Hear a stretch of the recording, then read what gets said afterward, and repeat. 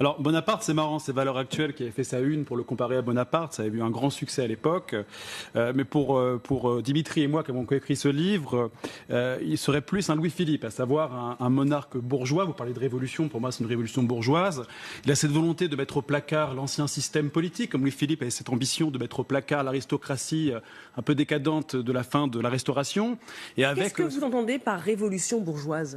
Révolution bourgeoise dans la mesure où Macron accompagne avec lui des jeunes talents, des entrepreneurs, des hommes de lettres, comme Louis-Philippe l'avait fait avec Guizot, Périer et autres personnages emblématiques de la monarchie de Juillet. Donc il y a cette volonté de remplacer l'aristocratie politique pour Emmanuel Macron et l'aristocratie tout court pour Louis-Philippe, pour mettre en place des nouveaux talents issus d'une société civile. Alors on parle souvent de la victoire de la société civile, mais la vraie victoire, c'est une société civile élitiste, libérale, talentueuse. En effet, si les députés, par chance, aujourd'hui on a plus de femmes et des jeunes à l'Assemblée, les députés d'aujourd'hui sont encore plus riches que ceux d'hier. Donc la vraie révolution d'Emmanuel Macron, pour moi, est une révolution bourgeoise.